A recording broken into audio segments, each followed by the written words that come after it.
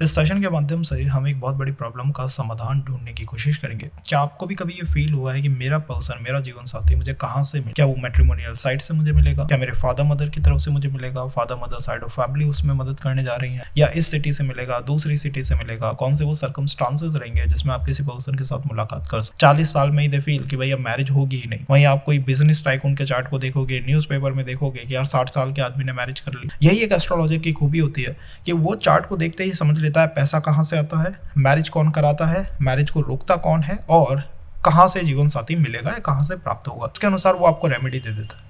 इस चार्ट के माध्यम से, इस सेशन के माध्यम से आप अपने चार्ट पे इन चीज़ों को अप्लाई कर पाएंगे। अपने चार्ट के ऊपर आप देख के समझ पाएंगे कि हाँ, इस तरफ से मेरे मैरिज होने के चांसेस मुझे बनते हुए दिखाई देता है। इन मंथ के अंदर मेरे जीवन में कोई पर्सन प्रवेश कर सकता है, कोई रिलेशन मेरे जीवन के अंदर बन सकते हैं। और अगर मैं आपको प्लैनेट बता दूँ कि ये जो प्लैनेट है इसका सबसे अधिक ध्यान रखिएगा। अगर वो प्लैनेट पीड़ित है, अस्त है, रेट्रोग्रेड है, दुखी है, 6, 8, 12 हाउसेज में है, तो इसका अर्थ है कि आपको जीवन साथी मिलने में ही तकलीफ है। जब कोई पर्सन मिल ही नहीं रहा, बहुत बार टाइमलाइन देख रहे हो आपका 7th हाउस एक्टिव हो रहा है, कई astrologers like 7th house is going active, होने दो ना एक्टिव। भाई कोई पर्सन ही नहीं है आसपास, तो क्या मैरिज कहाँ से होगी? ये तो जीवन साथी सही ना, कोई पर्सन तो होना। 7th हाउस की एक्टिविटी से पहले ये पता होना चाहिए कि ये जो प्लैनेट मेरी मैरिज करा सकता है, जीवन साथी ला सकता है, इसकी स्थिति कैसी है। एस्ट्रोलॉजी से अलग हटके बात करते हैं। आपने कभी ये सोचा है कि हर प्लैनेट 7th हाउस को क्यों देखता है? अगर कोई पर्सन मुझसे कहे कि मेरा सूर्य 2nd हाउस में है, तो मैं कहूंगा 8वें भाव को देख रहा है। 2nd हाउस में है तो भी 8वें भाव को देख रहा है। मंगल 2nd हाउस में है तो भी 8वें भाव को देख रहा है। क्यों 7th एस्पेक्ट क्यों रखते हैं प्लैनेट्स? 7वीं दृष्टि क्यों होती है? सब प्लैनेट्स के पास होती है। उसका रीजन क्या है? उसका रीजन ये है कि हर प्लैनेट अपनी कमियों को दूर करना चाहता है, अपनी समस्याओं को खत्म करना चाहता है, अपने माध्यम से करना चाहता है। वो मुझसे नहीं कहेगा, आपसे नहीं कहेगा कि हेमंत या रमेश या कोई और पर्सन उठे उसकी समस्याओं को खत्म करे। सूर्य आपके चार्ट में 2nd हाउस में, वो आपको इंडिकेशन दे रहा है, डायरेक्शन दे रहा है कि भाई 8th भाव से मेरी समस्याएं खत्म हो सकती है, 8th हाउस पे वर्क ऑन करो। तो 7वां हाउस है, 7th हाउस है, आपके अंदर जो नहीं है, आपके पास जो नहीं है, वो आपको 7th हाउस से मिलता है। आप अपनी कमियों के ऊपर वर्क ऑन कर पाते हैं। सूर्य को क्या नहीं मिलता? Status power. स्टेटस पावर चाहिए, सूर्य से 7th हाउस देख लो। रिलेशनशिप चाहिए, शुक्र से 7th हाउस देख लो। Again the point is, relationship चाहिए तो शुक्र से 7th हाउस देख लो। कई लोग कहते हैं कि भाई हमारे जीवन में जब भी हम रिलेशनशिप में जाते हैं, हमें रिलेशन में लोग ऐसे मिलते हैं जो पीड़ित हैं, दुखी हैं, ओल्ड एज हैं, मैरिड हो चुके हैं, परेशान रहते हैं, ट्रबल्ड हैं, या फिर बहुत कोल्ड बिहेवियर है उनका। इसका रीजन क्या है? भाई शुक्र से 7th हाउस एफ्लिक्टेड है, उसका स्वामी पीड़ित है, उसका स्वामी दुखी अवस्था में है। इस वजह से तुम्हारे जीवन में ऐसे ही लोग प्रवेश करते हैं। हर प्लैनेट अपने से 7th हाउस से कोई इंसान खींचता है, और यही पॉइंट वैदिक एस्ट्रोलॉजी की बेसिक फाउंडेशन है कि शुक्र से 7th हाउस आपके जीवन में आपका स्पाउस लेके आता है। पॉइंट कलयुग में बहुत वर्कआउट नहीं करेगा। उसका रीजन पता है क्या है? क्योंकि यहाँ पर रिलेशनशिप्स हैं। शुक्र जनरली रिलेशनशिप्स का कारक है। शुक्र is not the Lord of the 7th house, शुक्र इज द कारक ऑफ रिलेशनशिप, कि रिलेशन का कारक हूं मैं। तो शुक्र से 7th हाउस रिलेशन तो ला सकता है, बट मैरिज कौन कराएगा? 7th हाउस का स्वामी। देखना क्या है हमें चार्ट के अंदर, 7th हाउस के स्वामी की पोजीशन को, वो कहाँ पे बैठा हुआ है और किन हाउसेस को देख रहा है। जैसा मैंने कहा, आपको बस बेसिक पॉइंट ये याद रखना है कि हर प्लैनेट अपने से 7th हाउस को देखता है, और जिसको देखता है वहां से वो अपनी समस्याओं को दूर करता है। 7वां भाव स्पाउस का है, तो स्पाउस कहाँ से आएगा? 7वें हाउस का स्वामी, भाव का स्वामी, जिस हाउस को, जिस प्लैनेट को देख। Make it simple, in the chart of Indira Gandhi 7th house में राशि नंबर है कैप्रिकॉर्न। कैप्रिकॉर्न का स्वामी है शनि, लगन में बैठा हुआ है, देख कहाँ रहा है? 7वें भाव को। 7वें भाव में कौन सा प्लैनेट है? चंद्रमा। इसका अर्थ है 7वां भाव, चंद्रमा और शनि 7th हाउस का लॉर्ड, ये तीनों चीजें तरीका बनेंगी इस पर्सन की मैरिज का, इस पर्सन के विवाह। चंद्रमा इमोशंस का कारक है, शनि पॉलिटिक्स का कारक है, दुख का कारक है, और 7th हाउस तो 7th हाउस है ही। Marriage, spouse, partnership, fighting against the demonic energy, ये सब 7th हाउस से निकलती है। अब आप इनके चार्ट में देखिएगा, इस चार्ट के अंदर इंदिरा गांधी जी के चार्ट में चंद्रमा मैरिज नहीं, चंद्रमा जीवन साथी लेके आता है। तो जीवन साथी कहाँ से मिलेगा? इसका सीधा सटीक सरल आंसर मैं आपको इस सेशन के अंदर देने की कोशिश कर रहा हूँ, वो है 7th हाउस का स्वामी किस प्लैनेट को, किस हाउस को, किस राशि को देख। अब कुछ लोग कहेंगे यार हमारा 7th हाउस का स्वामी तो किसी प्लैनेट को देख ही नहीं रहा। अगर आपका 7th हाउस का स्वामी मेष में है, तुला को देख रहा होगा, वृषभ में है तो स्कॉर्पियो को देख रहा होगा, तो स्कॉर्पियो का कोई स्वामी भी तो है, उसकी स्थिति अपने चार्ट में देख। अगर उसकी स्थिति आपके चार्ट में बहुत अच्छी है, एक्सॉल्टेड है, पावरफुल है और बहुत मजबूत है, उसके आसपास प्लैनेट्स भी काफी सारे बैठे हुए हैं, तो इसका अर्थ है कि बहुत अर्ली एज में, कम समय में आप किसी पर्सन से मुलाकात। और अगर वहीं ये प्लैनेट पीड़ित हो गया, मंगल या फिर लॉर्ड है उसका, या जो वहां बैठा हुआ है, अगर वो पीड़ित हो गया, अस्त हो गया, रेट्रो हो गया, वक्री है, 6, 8, 12 में, तो इसका अर्थ है कि बहुत पीड़ित सर्कमस्टांसेस होंगे, परेशानी हो जाएगी। जब काफी परेशान हो जाओगे तब किसी पर्सन से मुलाकात होगी। जैसे कि 20 साल, ठीक है, 20 साल में कोई पर्सन मैरिज के लिए लुक फॉरवर्ड कर रहा है, वो परेशानी नहीं है। 30 साल में वो स्ट्रेस में है, चिंता में है, परेशानी में है, कॉज वो अब स्ट्रेस में आ चुका है, तो उसको स्ट्रेस देने वाला प्लैनेट एक्टिवेट होगा। जो प्लैनेट मैरिज करा रहा था उसकी स्थिति पीड़ित है, 6, 8, 12 में है या फिर अस्त है, स्थिति में नीच का है। अब वो एक्टिवेट होगा, वो कहेगा हाँ ये पीड़ा ही तो देना था, तुम पीड़ित होगे तब मैं कोई पर्सन तुम्हारे जीवन के अंदर स्थापित करूंगा या लेके आऊँ। समझ सकता है। इससे पहले हमने हाउसेस के बारे में भी चर्चा करी थी। हाउसेस के ऊपर वैसे एक और सेशन हम इन फ्यूचर राशिज के ऊपर भी लेके आएंगे, बट इन दिस सेशन आपको प्लैनेट को एनालाइज करना है, प्लैनेट को देखना है, क्योंकि प्लैनेट वो सर्कमस्टांसेस बनाते हैं। जैसे कि आपका 7th हाउस का स्वामी सूर्य को देख रहा है, 7th हाउस का स्वामी सूर्य को देख रहा है, इसका मतलब यह है कि 7th हाउस से 7 भाव आगे सूर्य बैठा हुआ है, किसी राशि में तो होगा। और आप कहोगे कि नहीं साहब वहाँ सूर्य तो नहीं है, लियो राशि को तो नहीं देख रहा, लियो का मालिक सूर्य। तो आप अपने चार्ट में सूर्य की स्थिति को देख लीजिए, क्या सूर्य पीड़ित है, 6, 8, 12 भाव में है, राहु केतु के साथ है, ग्रसित है, 12वें भाव में बैठा हुआ है, 7वें भाव में बैठा हुआ है, पीड़ित स्थिति है। अगर उसकी स्थिति पीड़ित है तो पर्सन से मुलाकात देरी से होगी, टाइम लगेगा उसके अंदर, it is a time consuming process, बहुत समय उस चीज के अंदर लगने वाला है और you not going to like it, या आपको ही पसंद नहीं आएगा। और अगर वो पीड़ित नहीं है तो बहुत जल्दी किसी पर्सन से मिल सकते हो, मुलाकात कर सकते हो। इन जनरल कहाँ किसी पर्सन से मिल सकते हो, सूर्य ईगो का कारक है, अगर पीड़ित है तो ईगो का कारक है। तो अगर आपका 7th हाउस का स्वामी सूर्य को देख रहा है तो इसका अर्थ है कि आपका ईगो जब तक हर्ट नहीं होगा, एक्टिवेट नहीं होगा, तब तक आप किसी पर्सन से नहीं मिलोगे। और ये कमाल का मैं आपको एग्जांपल देता हूँ। एक चार्ट के अंदर एक पर्सन वाज सेइंग कि भाई मेरी मैरिज की कोई इच्छा ही नहीं थी, बट मेरे को मेरे फादर ने इस तरह से लड़ा, डिमोटिवेट मैंने फील करा, मैंने बस अपनी मैट्रिमोनियल प्रोफाइल बनाई और मैं किसी पर्सन से मिल गया। सूर्य मैट्रिमोनी का कारक नहीं है, सूर्य तो समाज का कारक है, लेकिन इस पर्सन का सूर्य पीड़ित था। फादर ने इसको जैसे ही लड़ा, इसका वो ईगो चैनलाइज हुआ, एक्टिवेट हुआ, इधर बनाना उधर कोई पर्सन इसके जीवन में प्रवेश कर गया। तो उसको ध्यान रखिएगा, जैसा प्लैनेट है वैसी भावना होगी, जाकी रही भावना जैसी, प्रभु मुहूर्त देखी तहीं तैसी। तो जैसा प्लैनेट होगा उस तरह की ही भावना होगी। सूर्य है तो ईगो होगा। थोड़ा centric place, city centre, capital cities, इन जगह आपके मिलने के चांसेस बन सकते हैं सूर्य के प्रभाव से, सूर्य की वजह से। वहीं अगर ये चंद्रमा होता, चंद्रमा is a very emotional planet, चंद्रमा कहता है घर में ही मिल लो। सूर्य भी घर में आपको मिलवा सकता है, सूर्य 4थे भाव में बैठा हुआ है साहब। इसका अर्थ क्या है, घर में मिलोगे लेकिन घर की भी पावर को शो करोगे, स्टेटस को दिखाओगे, अपनी स्ट्रेंथ को दिखाओगे। फादर साइड फैमिली, फादर के फ्रेंड सर्कल बहुत मदद कर सकते हैं आपके जीवन साथी को आपके जीवन के अंदर लाने में, प्रवेश करवाने में। अगर आपकी जान पहचान में कोई ऐसा पर्सन है जो बहुत ईगोइस्टिक है, जो स्टेटस ड्राइव्ड है, मतलब आपका फ्रेंड कोई ऐसा है जिसको साहब ईगो और स्टेटस वही उसके लिए सब कुछ है, तो उस पर्सन के माध्यम से कोई पर्सन आपके जीवन में प्रवेश कर सकता है, कोई जीवन साथी आ सकता है। इन चीज़ों का हमें ध्यान रखना चाहिए कि सूर्य वो सर्कमस्टांसेस को बनाने पे आ गया है। सूर्य ने कहा है ये काम मैं करूँ, ये मेरी रिस्पॉन्सिबिलिटी है। सूर्य किस तरह के प्लैनेट है मैरिज में, आप जानते हैं सूर्य का हाथ मैरिज में वैसे ही जला हुआ है, 2 वाइफ, डिस्टर्ब्ड, परेशान। तो जब वो मीटिंग सर्कमस्टांसेस बनेंगे या मिलना होगा, उसमें थोड़ा तनाव, थोड़ा एक तनावपूर्ण माहौल आपको अपने आप ही देखने को मिलेगा कि हाँ माहौल के अंदर कुछ गर्मी थी, कुछ तनाव था। कई बार ब्रदर का भी कारक हो जाता है, आपके एल्डर को दिखा देता है, बड़े भाई को दिखा देता है, चाचा को दिखा देता है।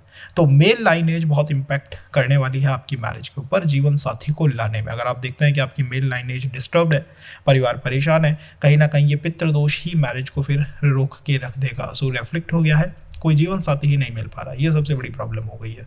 इन जनरल समाज से ही कोई पर्सन मिलना चाहिए। इन जनरल सूर्य की दौड़ बहुत ज़्यादा नहीं है, तो सेम सिटी और अराउंड की सिटी से कोई पर्सन आपके जीवन में आ सकता है। आपके चार्ट में आपको देखना चाहिए कि लियो राशि कहाँ पे है, सूर्य किस हाउस में बैठे हुए हैं, उस हाउस की वजह से बहुत कुछ बदल सकता है। जैसे सूर्य अगर 9वें भाव में है तो टेम्पल का कारक है, पर्सन ने लंबी दूरी की यात्रा करी, वो कहेगा यार कोई ईगो ही नहीं था मेरे पास भाई, पर आपने टेम्पल की यात्रा भी तो करी, इस वजह से सूर्य टेम्पल का कारक है। उसने कहा चलो मैं टेम्पल से आपको कोई पर्सन दिलवा देता हूँ, कोई पर्सन मिलवा देता हूँ। इन जनरल कॉज सूर्य लियो राशि के कारक है, लियो इज इन 5th हाउस।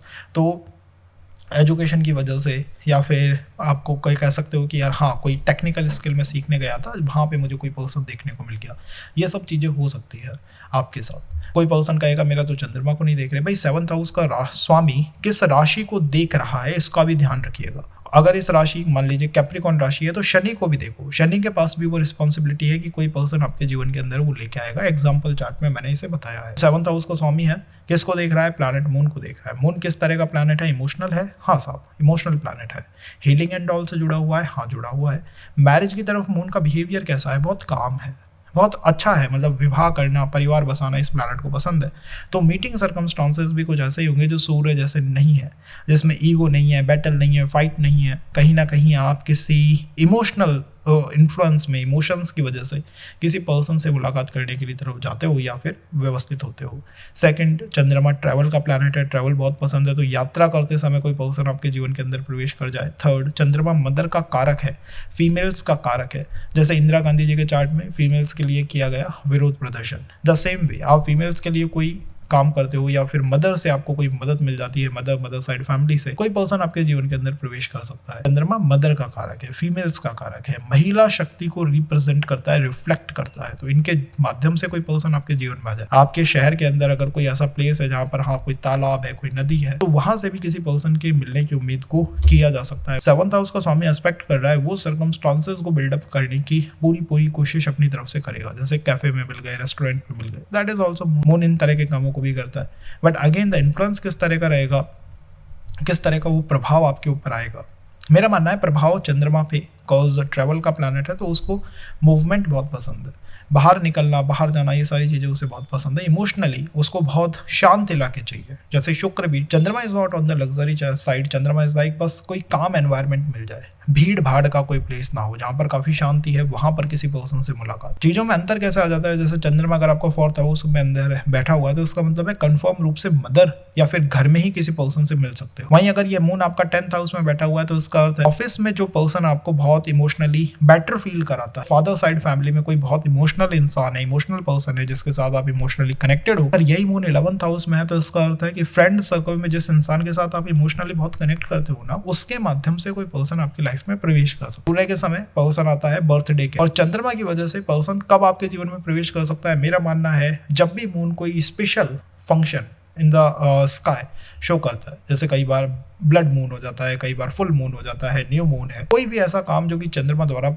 दिखाया जा रहा है, जैसे कि एक्लिप्सिस का समय होता है, तब कोई पर्सन आपके जीवन में प्रवेश कर जाए। मून की अगर दशा चल रही है, मून के इससे कनेक्टेड प्लैनेट की दशा है, तो कोई जीवन साथी आपको मिल सकता है। प्रभाव आपके ऊपर, आपके जीवन साथी के मिलने के ऊपर डेफिनेटली आपको दिखाई देगा या रिफ्लेक्ट होगा। अगर हम इन थर्ड बात करें वीनस की, शुक्र की, तो शुक्र तो कारक ही है, शुक्र मीन्स रिलेशनशिप का कारक है पूरी तरह से। रिलेशंस चलते ही शुक्र की 7th हाउस का स्वामी जिस प्लैनेट को देखता है, वो प्लैनेट पूरी रिस्पॉन्सिबिलिटी कह देता है कि भाई ये मेरे ऊपर है, मैं कोई जीवन साथी तुम्हारे जीवन के अंदर लेके आऊंगा, प्रवेश करवाऊंगा। 7th हाउस का स्वामी किसी राशि को देख रहा है, मान लो आपका शुक्र कैप्रिकॉर्न में है, तो आपको शनि को भी देखना चाहिए कि शनि क्या क्या चीजें दिखाता है। जैसे शनि डिले का कारक है, परेशानियों का कारक है, तो यही शुक्र आपको ऐसी जगह पे लेके जाएगा, कोई ऐसी मूवी आप देखने चले गए जो कि काफ़ी थ्रिलर है, काफ़ी साइकोलॉजिकल कोई थ्रिलर है, या कोई परेशानियों से जुड़ी हुई मूवी है, वहाँ आपको कोई पर्सन देखने को मिल गया। शनि और शुक्र दोनों का ब्लेंड हो गया, दोनों का मिक्स इफेक्ट आपके पर्सन पे या जीवन साथी के आने के तरीके पे देखने को मिल गया। बहुत कॉम्प्लिकेटेड नहीं है, बहुत ईजी है। देखने का सिस्टम क्या है कि हाँ, मेरा 7th हाउस का स्वामी शुक्र को देख रहा है, तो मेरे चार्ट में शुक्र की स्थिति मेरी मैरिज की और मेरे जीवन साथी की स्थिति है। अगर मेरा शुक्र बहुत अच्छा है, एग्जॉल्टेड है, पावरफुल है, अस्त नहीं है, वक्री नहीं है, तो बहुत जल्दी कोई पर्सन मेरे जीवन में आ सकता है। रेट्रोग्रेड है तो कंफर्म रूप से कोई वक्री, कंफर्म रूप से कोई कार्मिक संबंध या कार्मिक जीवन साथी मिलेगा। और अगर 6, 8, 12 में जाके पीड़ित भी हो गया है, 6, 8 के अंदर डिफरेंट पोजीशन पे नीच राशि एंड ऑल में पीड़ित भी है, तो ये कंफर्म इंडिकेशन है कि पर्सन के मिलने में, जीवन साथी के मिलने में काफ़ी डीले, काफ़ी समय लगने वाला है। This is what the 7th house Lord is signifying कि भाई ये सिचुएशन है, ये चीज़ें हैं जो मैं रिफ्लेक्ट कर रहा हूँ या दिखा रहा हूँ। शुक्र इन जनरल कैसे प्लैनेट है, लग्जरी है, भोग। तो कोई मंदिर में, कोई टेम्पल में अगर आपको कोई पर्सन मिलेगा तो प्रेम मंदिर में मिल जाए तो बात अलग है, अदरवाइज तो ये भोग के इलाकों में ही कोई पर्सन आपको ढूंढवा के लाता है या लेके आता है। जैसे कोई मूवी थिएटर हो गया, कोई रेस्टोरेंट हो गया, कोई कैफे हो गया, कोई भी ऐसी जगह जहाँ शुक्र पूरी तरह अपने आप को रिफ्लेक्ट कर सकता है, दिखा सकता है। आप भी कुछ ऐसी पोजीशंस के बारे में सोच सकते हैं जो कि शुक्र से गवर्न है, बट आपको अब ये पता है कि शुक्र आपके चार्ट के अंदर, आपके जीवन के अंदर किसी पर्सन को लेके आता है। शुक्र आप जानते हैं मदर साइड की फैमिली में जो आपकी मौसी होती है ना, उनका कारक है, मदर की सिस्टर का कारक है। तो कभी शुक्र अगर आपको इन्फ्लुएंस कर रहा है बहुत ज़्यादा, तो हो सकता है मौसी की वजह से, मदर की सिस्टर की वजह से मैरिज के कुछ चांसेस बन जाए, जीवन साथी जीवन में प्रवेश कर जाए, एंट्री हो जाए, कनेक्शन बिल्डअप हो जाए। शुक्र की स्थिति को आप देख लीजिए, ये स्थिति ही आपके संबंधों की स्थिति है, कॉज ये शुक्र है। तो मेरा मानना ऐसा है कि अच्छा खासा एनवायरनमेंट ये रखेगा।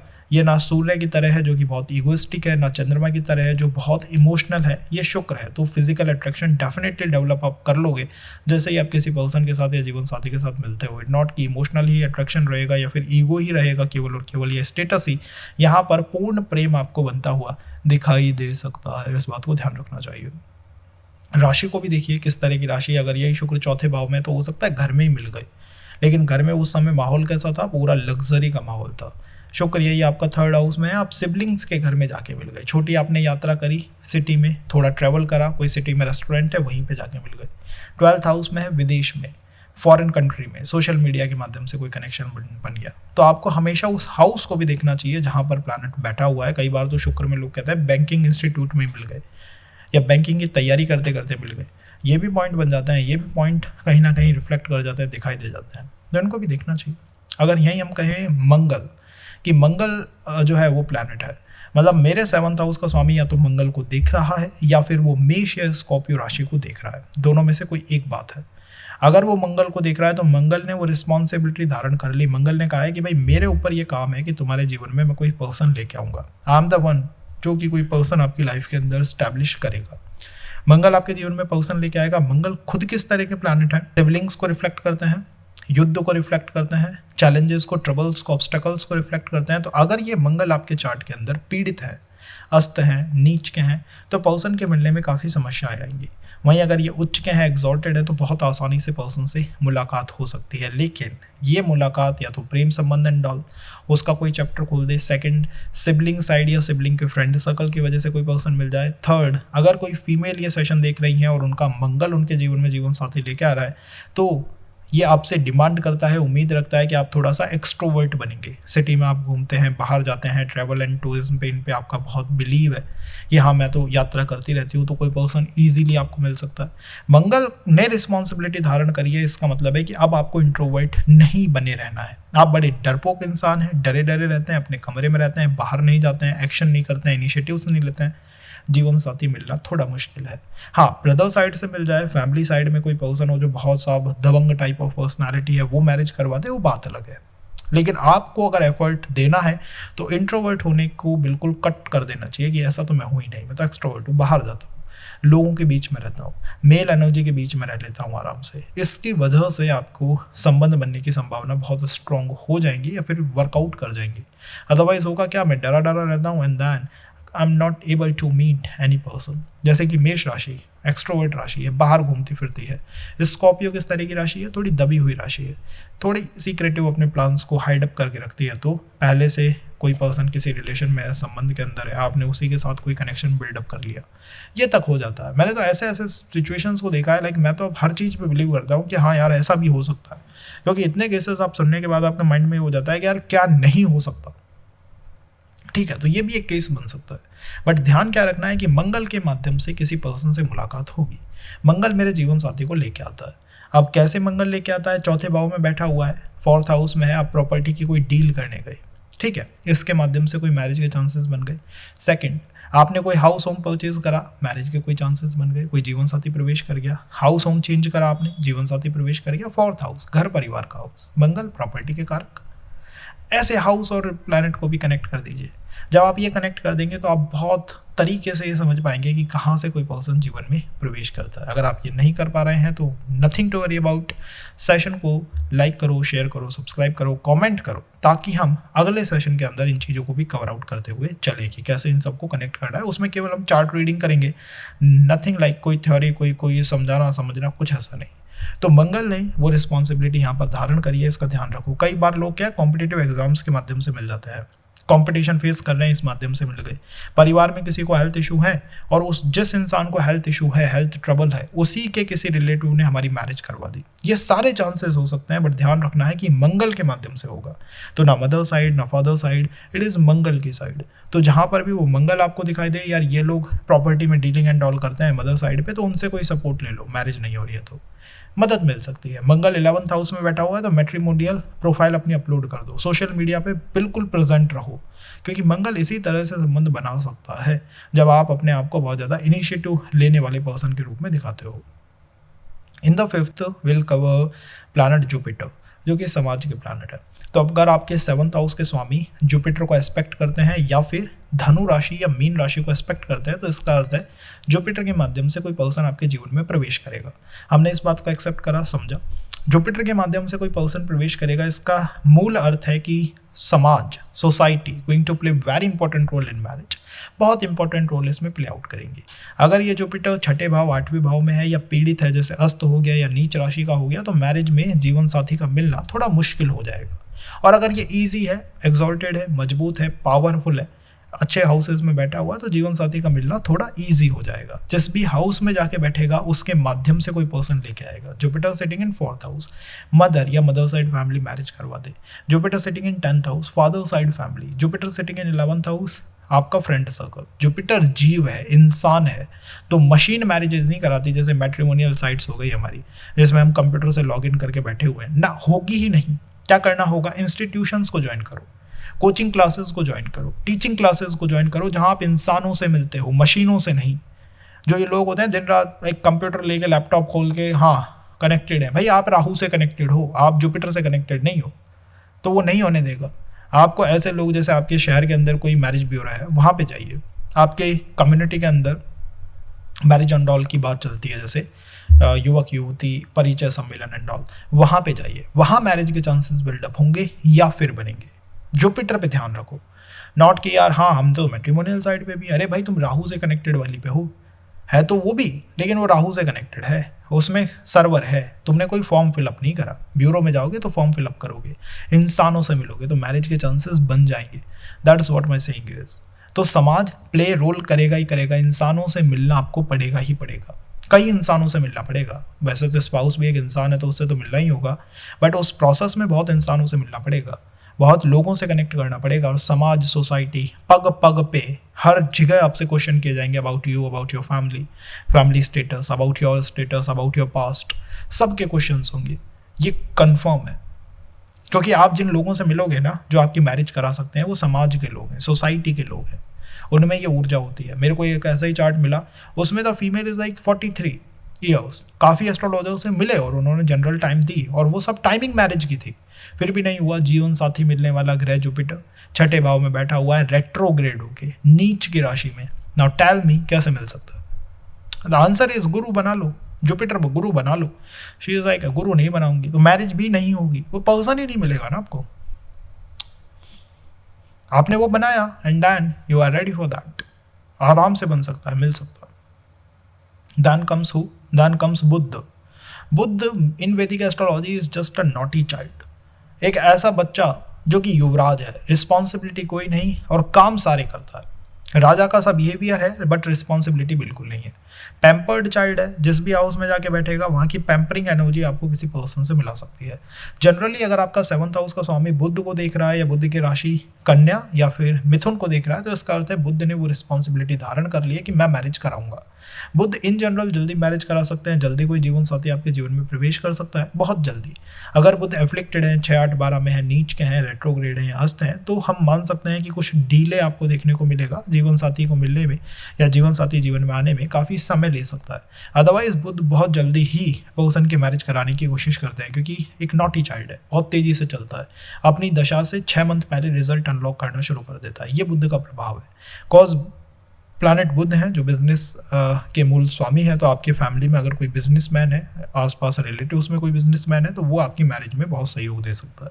सेकंड, आपके फ्रेंड सर्कल में कोई बिजनेसमैन है, सहयोग दे सकता है। थर्ड, बुध सीधे सीधे भुआ पक्ष और मामा पक्ष के कारक हैं, तो भुआ एंड मामा दोनों का प्रभाव, जिसमें भी भुआ का प्रभाव ज़्यादा आपको मैरिज की तरफ देखने को मिलेगा कि भुआ के माध्यम से विवाह के चांसेस मेरे चार्ट के अंदर बिल्डअप हो गए या फिर बन गए। बिकॉज बुद्ध एक आप मान सकते हैं कि शहर में भी कुछ अगर नया ओपन हुआ, जैसे कोई न्यू कैफ़े है, न्यू रेस्टोरेंट है, तो उसकी तरफ आपको विजिट करना चाहिए। वहाँ पर किसी पर्सन के मिलने के या फिर कोई कनेक्शन, संबंध बनने के चांसेस आपके चार्ट के अंदर बन सकते हैं। शुक्र भी रेस्टोरेंट को दिखाता है, लेकिन बुद्ध नए को दिखाता है, न्यू थिंग्स को दिखाता है। बुद्ध इज लाइक नया नया, ये चीज़ें उसको एक्साइट करती हैं या फिर प्रभावित करती हैं। बुद्ध की वजह से पर्सन कहीं ना कहीं पार्क गार्डन्स एंड ऑल, इनमें भी कोई संबंध बनने के चांसेस आपको देखने को मिल सकते हैं, वहाँ से भी जीवन साथी प्रवेश कर सकता है। बुध क्योंकि कम्युनिकेशन के प्लैनेट है, सोशल मीडिया पे पर्सन को रहना ही चाहिए और कम्युनिकेशन को ब्लॉक नहीं करना चाहिए। जितना आपका अच्छा कम्युनिटी बिल्डिंग रहेगी, आपकी कम्युनिटी जितनी मजबूत रहेगी, उतने चांसेस आपके मैरिज के रहेंगे। अगर आप मुझसे कहें कि मेरा बुध इस तरह का है कि मैं एक भी इंसान के साथ बातचीत नहीं कर सकता, तो कहीं ना कहीं जीवन साथी का प्रवेश भी बहुत मुश्किल आपके चार्ट के अंदर हो जाएगा। आपको इस प्लैनेट पे ध्यान रखना है, इस प्लैनेट को अच्छा करना है। बुध के लिए विष्णु सहस्त्र नाम करना शुरू कर दीजिए। मेरा मानना है कि बहुत जल्दी कोई पर्सन आपके जीवन के अंदर प्रवेश कर सकता है। बुध की दशा, अंतर्दशा, इन चीज़ों पर काफ़ी चीज़ें डिपेंड करती हैं, बट फिर भी कॉज प्लैनेट बुध है, ये जीवन साथी को इन जनरल लेके आ जाता है। ये सो आपके 7th हाउस के लॉर्ड अगर बुध को इन्फ्लुएंस कर रहे हैं, तो जैसा मैंने आपको बताया, कहीं ना कहीं टीचिंग इंस्टीट्यूट एंड ऑल से भी कोई पर्सन आपके जीवन में प्रवेश कर सकता है एज अ जीवन साथी। अगर हम बात करें 7th हाउस का स्वामी है, प्लैनेट सैटर्न को देख रहा है, शनि को देख रहे हैं, या फिर वो कैप्रिकॉर्न या एक्वेरियस को, मकर या फिर कुंभ, इन राशियों को देख रहे हैं, तो इसका अर्थ यह है कि 7th हाउस का स्वामी कहीं ना कहीं कुंभ, मकर या शनि, इन तीनों के माध्यम से कोई पर्सन आपके जीवन में स्थापित कर सकता है। या फिर मैं जनरल कहूँ तो शनि ने वो रिस्पॉन्सिबिलिटी धारण कर ली है कि मैं ही आपकी मैरिज कराऊंगा, मैं कोई पर्सन आपके जीवन में स्थापित करूंगा। बात ऐसी है कि प्लैनेट शनि इस तरह के प्लैनेट है जो कि इन जनरल डीले के कारक है। डीले देते हैं, शनि का मतलब है धीरे धीरे चलने वाला, जो समय लेता है। ठीक है, तो यहाँ समय लग सकता है जीवन साथी के प्रवेश करने में, जीवन साथी के लाइफ में एंट्री करने में, इन जनरल भी समय लग सकता है। इवन अगर शनि उच्च के है, एक्सॉल्टेड है, कैसी भी अच्छी स्थिति हो, Shani takes time, Saturn takes time, ये आपको ध्यान रखना है। समय को वो लेके चलते ही चलते हैं। दूसरी बात है, सैटर्न मीन्स प्रोफेशन के कारक है, तो प्रोफेशन से जीवन साथी का कोई संबंध हो सकता है। आप किसी पर्सन से मिले, आपके ही प्रोफेशन सर्कल में, आपकी ही जॉब सर्कल के अंदर या बिजनेस सर्कल के अंदर वो पर्सन जो है व्यवस्थित है, वो भी वहीं पे काम करता है, तो बहुत अच्छी तरह से और इजीली कोई संबंध आपका बन सकता है। यहाँ से कोई जीवन साथी प्रवेश कर सकता है। इन थर्ड, शनि आपको पता नहीं होगा, लेकिन शनि अंकल पक्ष का कारक भी है। जन्म के अनुसार ये फादर या अंकल पक्ष का कारक बन जाता है, सुबह या शाम को जन्म है उसके अकॉर्डिंग। बट कॉज सैटर्न है, तो अंकल पक्ष भी काफ़ी इंपॉर्टेंट रोल प्ले आउट करेंगे आपके मैरिज के अंदर। आपके अंकल की स्थिति को आपको देखना चाहिए, क्या उनकी स्थिति अच्छी है, उनके साथ आपके संबंध किस तरह के हैं। अगर उनकी अच्छी स्थिति नहीं है या संबंध पीड़ित हैं, तो कहीं ना कहीं शनि भी हमारा संबंध बनाने में समय लेंगे, कनेक्शन को बिल्डअप करने में समय लेंगे। Saturn in fourth, Saturn is the कारका ऑफ ओल्ड टीचर्स। जो ओल्ड टीचर्स होते हैं ना, जो in real they are teachers, ऐसे लोग जो कि काफ़ी गहरी बात करते हैं, काफ़ी स्पिरिचुअल टॉक्स करते हैं। जैसे कि आपने कहा कि भाई अंकल पक्ष भी डिस्टर्ब्ड है, मैं अकेला हूँ, मेरा फ्रेंड सर्कल भी नहीं है, तब आप कैसे मेरी मदद करेंगे? तो मैं आपकी इस तरह से मदद करूंगा कि शनि का अर्थ है कि मेडिटेशन करने वाले लोग, वो लोग जो गहरी बात करते हैं, जो स्पिरिचुअलिटी के अंदर बहुत गहरे उतरे हुए हैं, मेडिटेशन के अंदर बहुत गहरे उतरे हुए हैं, तो आपको उन लोगों की शरण में चले जाना चाहिए। इनके माध्यम से कोई मैरिज के चांसेस आपके चार्ट के अंदर बिल्डअप हो सकते हैं या बन सकते हैं। तो आपको बस वो कहीं ना कहीं बाईपास करना होगा एक चीज़ को कि यार यहाँ से नहीं हो रहा, तो लेट मी बाईपास इट। मैं इस तरीके से इस काम को करने की कोशिश करूंगा अपने चार्ट के अकॉर्डिंग। तो सैटर्न के माध्यम से कुछ डिले का सामना हमें करना पड़ सकता है, बिकॉज सैटर्न देरी के कारक है। आपको इनकी पोजीशन को भी देखना चाहिए, किस हाउस के अंदर ये बैठे हुए हैं। जैसे कि 4th हाउस में बैठे हुए हैं, तो 4th house is the work from home thing, और ये से मदर साइड ऑफ फैमिली को रिफ्लेक्ट करता है, रिप्रेजेंट करता है। 4th हाउस काम एनवायरनमेंट को भी रिफ्लेक्ट करता है। तो जब तक कोई पर्सन इन 2-3 चीज़ों को डिस्टर्ब ना करे, इन्फ्लुएंस ना करे, तब तक प्लैनेट सैटर्न एक्टिवेट नहीं होंगे और जीवन साथी को लाने में भी वो ना नुकर कुछ परेशानियां करेंगे। जैसे कई चार्ट्स में होता है कि like why go for marriage, क्यों मैं जाऊँ उस चीज़ के अंदर, everything is settled in my life. उस पर्सन की मदर को कुछ हेल्थ इश्यूज हुए, आप पर्सन के ऊपर बाउंडेशन है, बाउंड्री क्रिएट कर दी है सैटर्न ने। तो सैटर्न जब भी जीवन साथी को लेके आता है, इन जनरल आपके जीवन में सर्कमस्टांसेस ऐसे दिखाई देंगे कि हाँ कुछ देरी थी, कुछ बाउंडेशंस थी, कुछ चैलेंजेस मुझे फेस हुए, ऑब्स्टेकल्स फेस हुए, या फिर कोई कार्मिक रिस्पॉन्सिबिलिटी ही आ गई मेरे ऊपर कि यार ये तो रिस्पॉन्सिबिलिटी है, काम आपको करना ही पड़ेगा। These are the things planet Saturn do in the birth chart. अपने चार्ट के अंदर देखिए किस राशि में है, किस हाउस के अंदर बैठे हुए हैं, ये राशि, इसका स्वामी, ये हाउसेज, ये सब भी कोई ना कोई रोल आपके मिलने के सर्कमस्टांसेस में या फिर मिलवाने वाले पर्सन के अंदर प्ले आउट करेंगे। जैसे शनि इन जनरल कारक है अंकल पक्ष के, अगर ये आपके 10th हाउस में बैठे हुए हैं तो फादर साइड ऑफ फैमिली को रिफ्लेक्ट करेंगे। 11th हाउस में है तो हो सकता है आपके फ्रेंड सर्कल के अंदर फ्रेंड का कोई अंकल एंड ऑल हो, उनकी तरफ से कोई संबंध आपके जीवन के अंदर आ जाए, स्थापित हो जाए। तो अलग अलग तरह से अलग अलग कॉम्बिनेशंस बनाए जा सकते हैं। किस तरीके से कॉम्बिनेशन बनेगा, पहले आपको प्लैनेट का पता होना चाहिए। आपको प्लैनेट का पता है, हाउस को देखिए।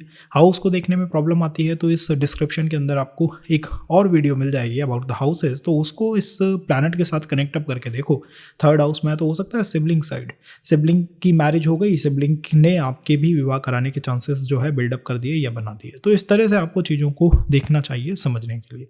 अगर हम कहें कि 7th हाउस का स्वामी राहु को एस्पेक्ट कर रहा है, राहु को इन्फ्लुएंस कर रहा है, तो इसका अर्थ है कि राहु कुछ चांसेस बनाएगा जिससे कि आपके जीवन में जीवन साथी प्रवेश करे, कोई पर्सन प्रवेश करे। राहु जब चांसेस बनाता है तो कैसे बनाता है दोस्तों? राहु जब चांसेस बनाता है ना, तब ये मैट्रिमोनियल साइट्स हो गई, सोशल मीडिया हो गए, या कुछ भी ऐसी चीज़ जो दिखाई नहीं देती, जो वर्चुअल रियलिटी है, जिसको आप देख नहीं सकते। जैसे जुपिटर मूल कारक है जीव का। जुपिटर कहता है किसी इंसान से आपको मिलना पड़ेगा, राहु कहता है इंसान से मिलने की आवश्यकता नहीं है। सोशल मीडिया से, बाहर से, दूसरी सिटी से, डिफरेंट एरियाज से कोई पर्सन आपके जीवन में प्रवेश कर सकता है, कोई ऐसा पर्सन आपके जीवन के अंदर प्रवेश कर सकता है। बिकॉज राहु में थोड़ा तामसिक गुण है, हम उसको माने चाहे ना माने, लेकिन राहु तमस ऊर्जा को रिफ्लेक्ट करता है, दिखाता है, अंधकार को दिखाता है। तो इन्फॉर्मेशन हाइड हो गई थी, कुछ इन्फॉर्मेशन छुपा ली थी, इस तरह के सर्कमस्टांसेस बने थे जिसमें हमें भी कुछ प्रॉब्लम थी, लेकिन हमने अपने पर्सन को, पार्टनर को, जब मीटिंग हो रही थी तो कुछ बताया नहीं, इन्फॉर्मेशन हाइड करने की कोशिश हमने भी अपनी तरफ से करी। ये सब चीज़ें राहु करते रहते हैं, या फिर इन जनरल रिफ्लेक्ट करते हैं। जनरली राहु ग्रैंडफादर को रिफ्लेक्ट करता है, आपके चार्ट के अंदर दादा पक्ष को रिफ्लेक्ट करता है। तो आप अपने दादा पक्ष की स्थिति को देख के भी पता लगा सकते हैं कि क्या मैरिज के चांसेस अर्ली बनेंगे या लेट बनेंगे। जैसे दादा पक्ष अगर पीड़ित हैं, डिस्टर्ब्ड हैं, परेशान रहते हैं, तो इसका अर्थ है कि हाँ, मैरिज के चांसेस बनाने में काफ़ी समस्याओं का सामना आपको करना पड़ेगा। इन फोर्थ, मेरा मानना है कि दादा पक्ष मतलब दादा साइड ऑफ फैमिली भी काफ़ी मदद आपकी इस चीज़ के अंदर जो है वो कर सकता है। बट इन जनरल जो मीटिंग सर्कमस्टांसेस बनेंगे वो राहु के माध्यम से ही बनेंगे। राहु की महादशा दशा जैसे ही एक्टिवेट होगी, कोई पर्सन, कोई जीवन साथी के रूप में आपके जीवन के अंदर प्रवेश कर सकता है। जैसे मैंने कहा, राहु एक ऐसा प्लैनेट है जिसकी ओर छोर का आता पता नहीं है, वो कहीं से भी कुछ भी लेके आ सकता है। 4th हाउस में बैठा हुआ तो हो सकता है कि मदर को कुछ तरह के हेल्थ इश्यूज रहे, एक रिस्पॉन्सिबिलिटी आप पे क्रिएट कर दी उसने कि मैरिज में जाना ही पड़ेगा। 10th हाउस में है तो ऑफिस के माध्यम से कोई पर्सन आ गया। 11th में है तो कंफर्म है आपकी कम्युनिटी बिल्डिंग, आपकी सोशल मीडिया प्रोफाइल, आपकी फैन फॉलोइंग कितनी है, आपका 11th हाउस ही आपकी मैरिज को गवर्न करेगा या चलाएगा, या कोई जीवन साथी आप पे। तो अगर आपके चार्ट के अंदर 7th हाउस का स्वामी प्लैनेट केतु को इन्फ्लुएंस कर रहा है, केतु को वो एस्पेक्ट कर रहा है, तो केतु ने वो रिस्पॉन्सिबिलिटी धारण कर ली है कि मैं इस पर्सन के जीवन में किसी स्पाउस को, जीवन साथी को एंट्री दूंगा। केतु वो मेन प्लैनेट बन चुका है। केतु इन जनरल किस तरह के प्लैनेट हैं? ग्रेवयार्ड एनर्जी को शो करते हैं, कार्मिक एनर्जी को शो करते हैं, सोलमेट एनर्जी को शो करते हैं। तो आप ये मान सकते हैं कि डिले का सामना करना पड़ सकता है, देरी बहुत हो सकती है, और काफ़ी ऐसे संबंध होंगे जो इन बिटवीन ब्रेकआउट हो जाएंगे, मतलब खत्म हो गए। बहुत सारे संबंध मेरे पहले ही टूट गए। तो स्पाउस से मिलने तक काफ़ी कार्मिक क्लिनजिंग आपकी जो है वो हो चुकी होगी, और एक इस तरह की स्थिति है जिसमें किसी सोलमेट के मिलने की व्यवस्था को या फिर किसी पॉइंट को एक्सेप्ट किया जा सकता है। केतु इन जनरल कोई रेस्टोरेंट, कोई मूवी इंडस्ट्री में पर्सन को नहीं मिलवाते या दिखवाते, ना ही ये समाज जैसे किसी पर्सन को लेके आते हैं। ये तो जैसे आप काशी चले गए, वाराणसी चले गए, कोई स्पिरिचुअल प्लेसेस की तरफ आप विजिट कर रहे हो, या फिर आप अपनी लाइफ के बहुत ज़्यादा लो फेज में चल रहे हो कि मैं अपनी लाइफ में बहुत कमज़ोर स्थिति पे हूँ, ऐसी स्थिति मैंने कभी ना देखी थी, ना मिली थी, मैं इतना कमज़ोर फील कर रहा हूँ, तब कोई पर्सन आपकी लाइफ के अंदर एंट्री कर सकता है या प्रवेश कर सकता है। ये केतु की मूल ऊर्जा है। तो धारण करके रखिएगा कि केतु ही कोई पर्सन आपके जीवन के अंदर लेके आएंगे। जिस हाउस में है, जिस राशि में है, उसका भी इंपैक्ट आएगा। मान लीजिए मेष राशि के अंदर है तो केतु प्लस मार्स, तो मंगल के लिए देखिए कि मंगल कब स्पाउस को लेके आते हैं। केतु कर्क राशि में है तो केतु प्लस मून कि चंद्रमा कब स्पाउस को लेके आता है। इनको भी आपको एक बार चेकआउट करना पड़ेगा, क्योंकि वो राशि, वो हाउस भी मैटर करता है। जब आप इन 2-3 चीज़ों को ब्लेंड आउट कर देते हैं, तब आपको एक परफेक्ट डायरेक्शन मिल सकती है कि यहाँ से कोई पर्सन आ सकता है। जैसे यही केतु अगर 11th हाउस में होते तो इसका अर्थ होता है कि भाई ठीक है, यहाँ पर जो स्पाउस है, यहाँ पर जो पर्सन है, वो कहीं ना कहीं सोशल मीडिया से आ सकता है। तो आपने मान लीजिए एस्ट्रोलॉजी के ग्रुप्स को फॉलो कर लिया। मैं बहुत सारे एस्ट्रोलॉजी के ग्रुप्स में हूँ, स्पिरिचुअल ग्रुप्स में मैं बहुत ज़्यादा हूँ, मैं स्पिरिचुअलिटी के अंदर हूँ, लेकिन मैं विजिट करता हूँ, मैं जाता हूँ, मैंने कोई गुरु बना रखा है, ठीक है, या फिर मैं ऑनलाइन सत्संग एंड ऑल सुनता हूँ, उसमें कमेंट एंड ऑल भी करता हूँ, उन ग्रुप्स को फॉलो करता हूँ। तो उस ग्रुप से ही कोई शादी के संबंध बन सकते हैं। 9th हाउस में है तो स्पिरिचुअल ट्रैवल से बन सकते हैं। तो हाउस का भी इम्पैक्ट रहेगा, but cause it is Ketu, delay रहेगा, देरी रहेगी, काफ़ी कार्मिक संबंध पहले ही ब्रेकआउट हो जाएंगे। आपकी वो सोल तलाश करेगी कि यार वो सोलमेट कब मिलेगा, दैट पर्सन कब मुझे मिलेगा। ये प्लैनेट केतु कर सकते हैं, और ये इन जनरल करते भी हैं। तो आपको ध्यान रखना चाहिए कि हाँ, Ketu is the main planet जो मेरे जीवन में किसी पर्सन को स्थापित करता है, और मुझे पूरी कोशिश करनी चाहिए कि मैं केतु से ही अपने आप को कनेक्टेड रखूँ, या केतु को पैसिफाई करके रखूँ, शांत करके रखूँ। तब कोई पर्सन आपके जीवन में प्रवेश कर सकता है। वैसे भी आएगा किस एनवायरनमेंट से, मेरा मानना है कोई दबा हुआ, कोई परेशान, कोई डिस्ट्रेस से भरा हुआ, या कोई आप प्रॉब्लम सॉल्विंग के अंदर हो, हीलिंग के अंदर हो, एस्ट्रोलॉजी के अंदर हो, अकल्ट के अंदर हो, रेकी के अंदर हो, इन चीज़ों के अंदर हो, तो बहुत जल्दी कोई पर्सन आपको अपने जीवन में देखने को मिल सकता है। As I said, house matters. Third house में तो सिबलिंग के माध्यम से भी आ सकता है, सेकंड में तो फैमिली से भी आ सकता है, बट ध्यान रखना है कि Ketu is the main planet. इसकी दशा, इसकी सब दशा कोई पर्सन, कोई जीवन साथी मेरी लाइफ के अंदर लेके आ सकती है। So it is what we covered in this session. फिर भी आपको कुछ नया सीखना हो, देखना हो, जानना हो तो आप बताइएगा, कमेंट बॉक्स आपका है। कनेक्टेड रहेंगे तो बेस्ट रहेंगे। राशियों के बारे में will discuss in the later session, third session के अंदर हम राशियों के बारे में डिस्कशन करेंगे। तो उसके लिए